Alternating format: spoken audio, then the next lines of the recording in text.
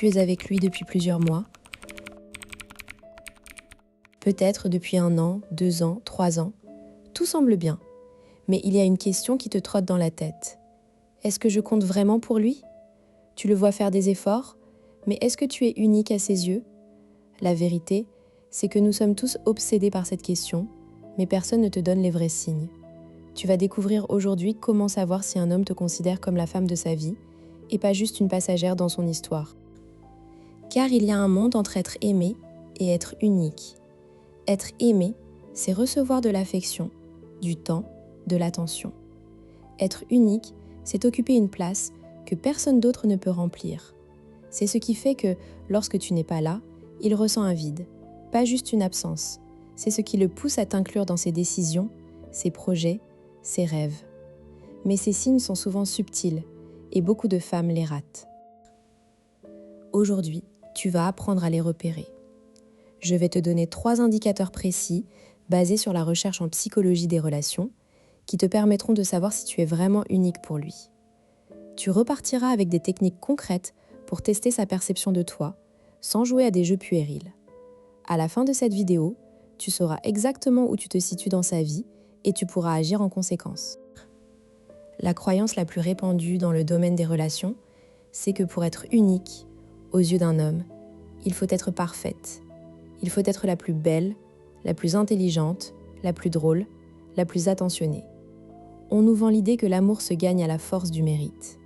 Résultat, des milliers de femmes passent leur temps à s'épuiser à être la meilleure version d'elles-mêmes pour ne pas être remplacées. C'est faux. Totalement faux. Les recherches en psychologie sociale, notamment les travaux de Sandra Murray sur la perception idéalisée, montrent exactement le contraire.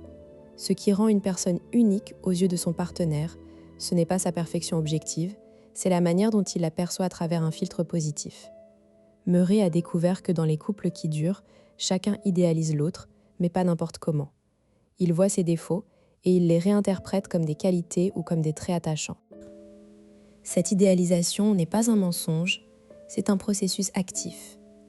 L'homme qui te trouve unique ne te met pas sur un piédestal en ignorant tes failles. Il les connaît, mais il choisit de les voir comme une partie de ton charme. Il ne veut pas que tu changes. C'est ça le vrai signe. Quand il n'essaie pas de te modeler à son image, si tu sens qu'il accepte tes imperfections sans vouloir les réparer, c'est un premier indicateur puissant. Le mécanisme caché derrière le sentiment d'unicité, c'est ce que les psychologues appellent la valeur d'irremplaçabilité. Mais attention, ce n'est pas de la dépendance affective, c'est quelque chose de plus subtil. Un homme ne te trouve pas unique parce que tu es la seule à pouvoir le rendre heureux. Il te trouve unique parce que tu actives chez lui un sentiment de sécurité et d'excitation à la fois que personne d'autre ne déclenche. Selon la théorie de l'attachement de Bowlby, chaque adulte recherche une figure d'attachement qui lui offre un havre de paix. Mais en plus de ça, la théorie de la passion de Fisher montre que le cerveau amoureux a besoin de nouveautés et de défis. Un homme te trouve unique si tu combines ces 2 dimensions, la sécurité et le mystère. Tu es son refuge, mais tu restes une énigme qu'il n'a pas fini d'explorer. Concrètement, cela signifie que tu n'as pas besoin d'être parfaite. Tu as besoin d'être cohérente, tu as besoin d'être fiable émotionnellement, tout en gardant une part de toi qui lui échappe. C'est cet équilibre qui crée l'attachement profond et l'impression que tu es la seule. Prenons un exemple. Je suis en couple avec Julien, 36 ans, commercial dans une start-up. Notre relation dure depuis 2 ans et demi. Tout semble bien. Il est attentionné, on voyage, on rit, mais Lisa sent un malaise. Elle a l'impression d'être une option parmi d'autres dans la vie de Julien. Il a beaucoup d'amis, une carrière prenante, des hobbies variés. Elle se demande « Est-ce que je suis unique pour lui ou suis-je juste un bon plan ?» Un soir, elle décide d'en avoir le cœur net. Elle ne va pas lui poser la question directement, ça ne marche jamais. Elle va observer 3 signes précis. Le premier, comment il réagit quand elle exprime une opinion qui diffère de la sienne. Lisa adore le cinéma d'auteur. Julien préfère les blockbusters.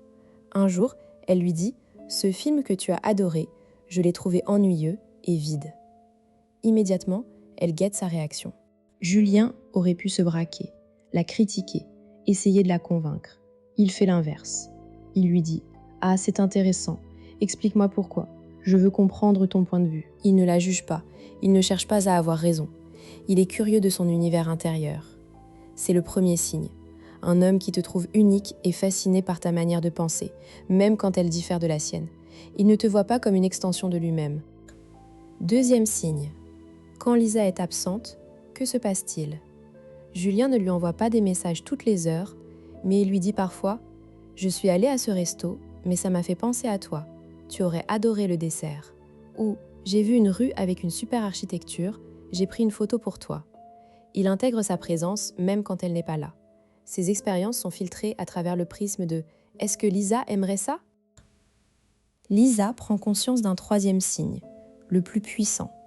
Julien la présente à ses collègues et à ses amis comme ma compagne, mais pas seulement. Il raconte une anecdote personnelle sur elle, quelque chose de spécifique. Par exemple, il dit « Lisa, c'est elle qui a redécoré tout mon appartement en un week-end, elle a un talent fou pour les couleurs. » Il ne se contente pas de dire son rôle, il met en avant ce qui la rend spéciale à ses yeux. C'est une forme de fierté, mais pas une fierté de possession, une fierté d'admiration. Maintenant, décodons ces signes objectivement. Le premier signe, la curiosité face à tes différences, est lié à ce que John Gottman appelle l'ouverture à l'influence. Dans ses laboratoires, il a observé que les hommes qui considèrent leur partenaire comme unique acceptent son influence, même dans des domaines où ils sont experts. Ils ne voient pas la divergence comme une menace, mais comme une opportunité d'apprendre. Le deuxième signe, la présence mentale en ton absence, est un marqueur de ce que les psychologues appellent le système d'attachement activé. Quand tu es importante pour lui, ton image reste active dans son esprit, même quand tu n'es pas là. C'est un processus involontaire, cognitif.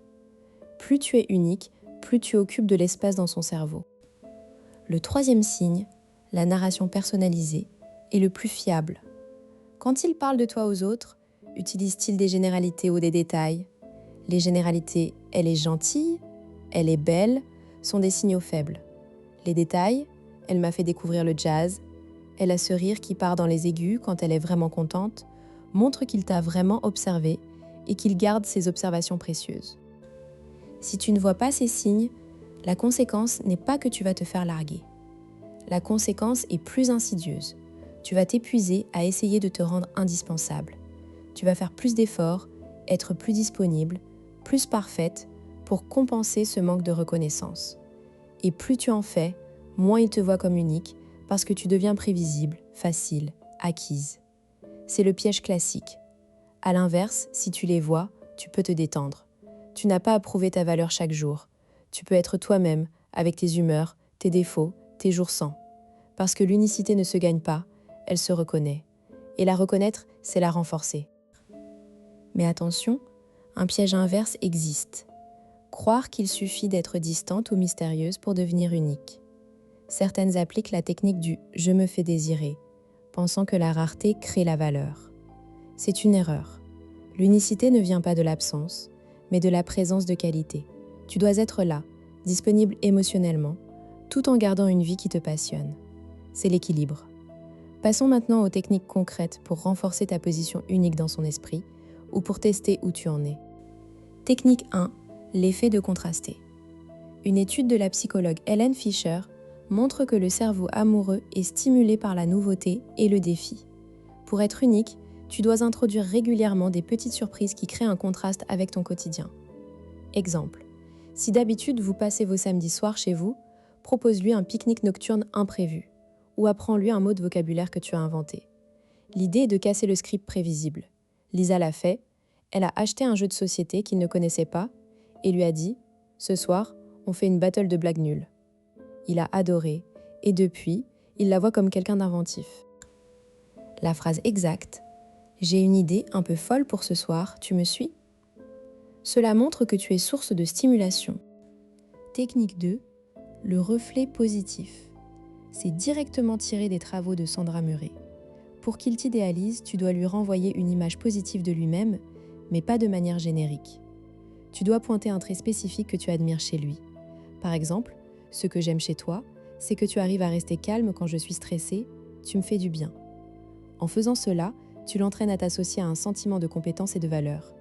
En retour, il t'associera à un sentiment de sécurité et d'unicité. La phrase exacte « Je viens de réaliser un truc ». Tu es la seule personne qui sait me calmer sans rien dire.